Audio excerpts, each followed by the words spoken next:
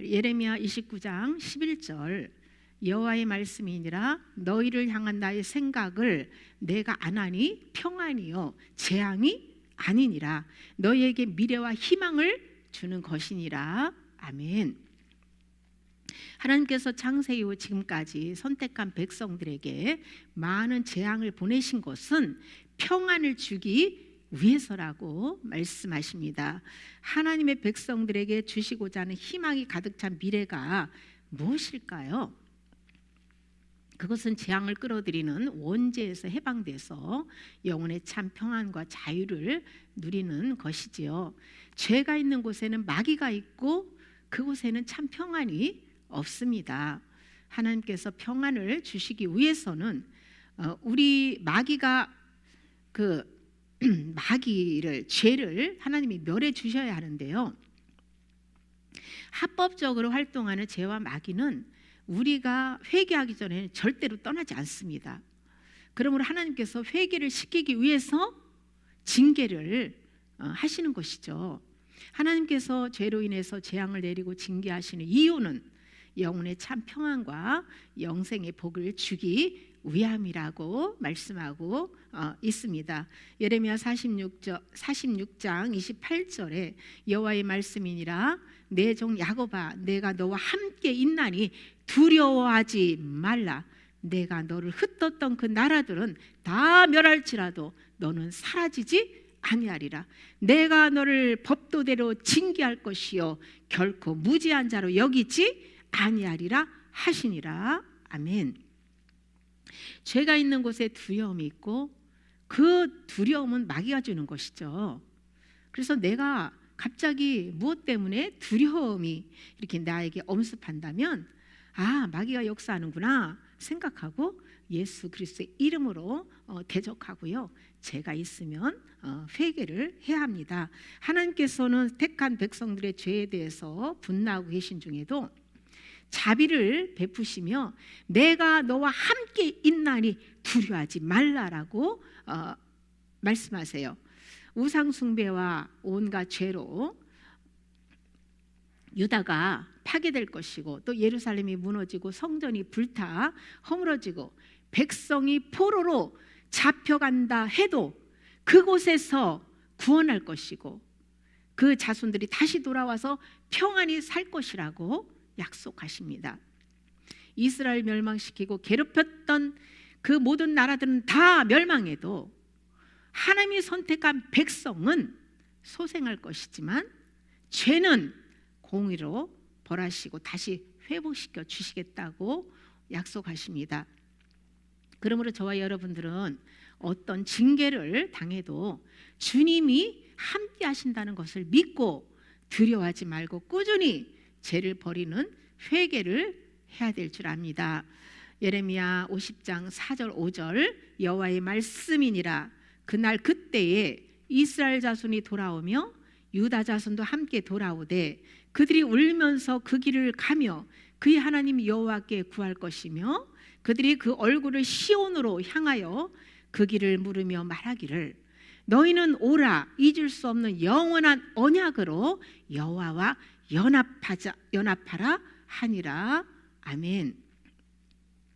하나님께서 예언하신 그대로 바벨론 70년의 포로 생활을 마치고 이스라엘과 유다 자손이 울면서 이렇게 돌아오는 모습입니다. 풀무불과 같은 그 고난 속에서 연단받고 새 사람이 되어서 돌아온 백성들이 여호와를 찾고 하나님과 다시 영원한 언약을 맺게 될 것을 말씀하세요. 왜 하나님께서 백성들을 징계하시고 많은 시간을 사단의 압제 아래서 연단시키시는 것일까요? 베드로전서 4장 1절 그리스도께서 이미 육체의 고난을 받으셨으니 너희도 같은 마음으로 갑옷을 삼으라. 이는 육체의 고난을 받은 자는 죄를 그쳤음이니. 아멘. 고난을 허락하시는 이유는 죄 문제를 해결해 주기 위함이라는 것입니다. 그리스도께서 마국간에서 탄생하시고 나사렛 삶과 공생활 3년의 기간 동안 육체의 고난을 많이 당하셨습니다. 베드로는 이렇게 고난 가운데서 인내하시면서 온유하고 겸손하신 그리스도의 마음으로 너희도 무장하라고 권면하는 거예요. 그리스도께서 받으신 고난과 십자가 죽음에 동참하고 그리스도와 같은 마음으로 무장할 때에 죄가 끊어지는 은혜와 성화를 경험하게 될 것이라는 거죠. 그리스도인들이 예수님과 함께 죽었다는 십자가를 지고 살 때에는 많은 고난이 따르게 되죠. 바울은 디모데후서 3장 12절에서 무릇 그리스도 예수 안에서 경건하게 살고자 하는 자는 박해를 받으리라고 하였고요. 사도행전 14장 22절에 우리가 하나님의 나라에 들어가려면 많은 환난을 겪어야 하리라고 증언했습니다. 이러한 말씀들을 볼 때 예수님 안에서 그리스도인들이 당하는 고난은 필수라는 겁니다. 이러한 말씀들을 통해서 우리는 그냥 지나치지 말고 왜 예수님이 십자가를 날마다 우리를 지고 주님을 따라오라고 했는지, 각자에 맞는 십자가를 지어주셨는지를 우리는 알고 감사함으로 달게 져야 합니다. 하나님의 뜻은 고난 가운데서 인내하며 드러내주는 죄마다 회개하고 성령의 열매를 맺으며 그리스도와 완전한 연합을 이루는 것입니다. 타락하고 부패한 혼은 육체의 고난을 받아야 겸손하게 회개할 수 있습니다. 등 따뜻하고 만사가 편안할 때에 본성은 세상을 사랑하고 우상 숭배를 하게 되어 있거든요. 그러므로 하나님께서 모든 죄를 버리도록 사랑하는 백성들을 징계하시는 거예요. 징계가 없으면 사생자요 참 아들이 아니라고 히브리서 기자는 증언합니다. 이사야 40장 1, 2절 너희의 하나님이 이르시되 너희는 위로하라 내 백성을 위로하라 너희는 예루살렘의 마음에 닿도록 말하며 그것에게 외치라 그 노역의 때가 끝났고 그 죄악이 사함을 받았느니라 그의 모든 죄로 말미암아 여호와의 손에서 벌을 배나 받았느니라 할지니라 하시니라. 아멘. 이스라엘의 우상 숭배하고 하나님을 반역할 때마다 주변 국가들의 침입으로 인해서 많은 어려움을 당했고요. 또 막 기근으로 인해서 하나님께서 다 징계를 하셨다는 것이죠. 본절에서의 그 징벌은 하나님이 예정하신 바벨론의 70년의 포로 생활을 하면서 고난의 풀무불 가운데서 연단이 이미 끝났다라고 말씀하시는 거예요. 하나님의 은혜와 언약의 신실함으로 말미암아 이 죄악을 사함 받았다는 것이죠. 하나님의 위로와 그 메시지의 핵심은 죄값이 지불되었다는 것입니다. 죄가 사해졌다는 것이죠. 이것이 모든 인간에게 주시는 하나님의 가장 큰 위로의 메시지라는 거예요. 하나님의 백성에게 죄를 용서받는 것보다 더 큰 위로는 없지요.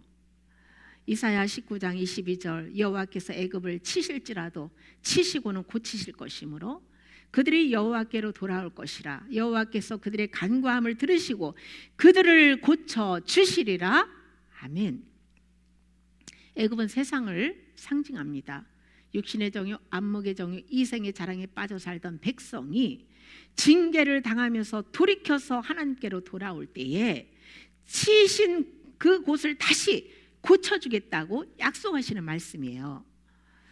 영이 구원을 받은 사람도 처음에는 혼과 육은 애굽과 같습니다. 세상에서 구별되게 살지 않고 불신자와 똑같이 살기 때문에 그들을 고난의 채찍으로 분리시켜서 광야로 인도하시는 것이죠. 세상 신이 다스리는 바벨론을 떠나 광야의 훈련 장소로 나와야만 하늘의 만나와 생수를 먹고 천국을 준비할 수 있기 때문입니다. 하나님께서 죄악의 길로 빠질 때마다 징계의 채찍을 드시지만 회개하면 치유할 것을 잊지 않으시는 좋으신 하나님이십니다. 애굽에서 구원받았으면 세상과 구별되게 살아야 하는데도 불구하고 애굽과 같은 세상에 빠져 떠나지 못하는 그리스도인들을 구원하기 위해서 갖가지로 징계하셔서 그들을 돌이키게 하고, 그때에 회개하고 나면 그 영혼들을 치유하고 회복해 주신다는 것이죠. 이사야 30장 26절, 여호와께서 자기 백성의 상처를 싸매시며 그들의 맞은 자리를 고치시는 날에는 달빛은 햇빛 같겠고 햇빛은 7배가 되어 7날의 빛과 같으니라. 아멘. 이 말씀은 영혼의 죄를 고침받았을 때에 이 내면, 이 마음 안에 말씀의 빛의 밝기에 대해서 깨닫게 해주고 있습니다. 빛은 예수 그리스도시죠. 예수 그리스도는 또 이 말씀이신데요, 우리 마음 안에 말씀의 빛이 얼마만큼 밝게 비추느냐에 따라서 내가 빛이 밝으면 예수님께 가까이 가고, 내가 그 어둠이 많으면 예수님과 점점 멀어지게 되는 것이죠. 죄를 회개하고 치유를 받았을 때 마음 안에서 말씀의 빛이 점점 밝아져서 달빛은 햇빛 같고 햇빛은 완전한 빛이 돼서 천국의 태양이신 예수님과 하나로 연합하게 된다는 것입니다. 마음 안에 말씀의 빛을 밝히는 것은 죄를 버리는 회개에 달려 있습니다. 빛의 밝기에 따라서 양심이 밝아지고, 양심이 밝아진 만큼 영을 분별하게 되고 주님을 사랑하게 되는 것입니다.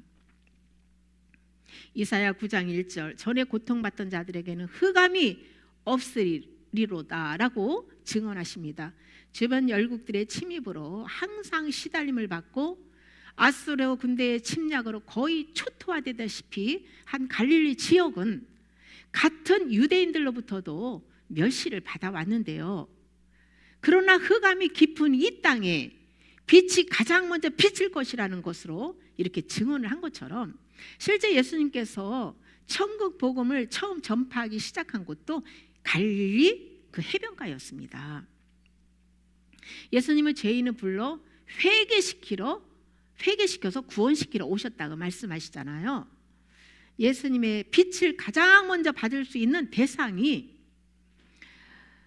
그 어둠 속에서 고통받던 갈릴리의 빛이 처음에 임했던 것처럼, 우리에게도 죄로 인해서 정신적으로, 육체적으로, 물질적으로 고통당하면서 심령이 가난해진 영혼들에게 빛이 임한다는 것이에요. 고통당하는 그들에게 말씀의 빛을 비추실 때에 믿음으로 죄를 버리고 주님 품 안으로 들어오면 이 마음 안에 어둠이 떠나고 빛이 임하게 된다는 것이죠. 어둠 속에서 활동하는 귀신은 빛이 임하면 쫓겨나게 되어 있습니다. 고난을 당할 때 회개하는 사람들에게는 그 고난은 복입니다. 저도 수많은 크고 작은 고난들이 저를 주님께로 인도했고, 회개함으로 가치관이 변화되고 자아중심적인 생각과 행실이 점점 하나님 중심적인 그런 마음과 행실로 바뀌어지고 있는데요, 그러므로 해서 우리는 전인격적인 변화를 경험하게 되는 것이죠. 고난받으며 자아를 내려놓으면 치유와 변화 열매는 나타나게 되어 있는 것이죠. 만약 그 열매가 나타나지 않는다면 회개가 되지 않은 것입니다.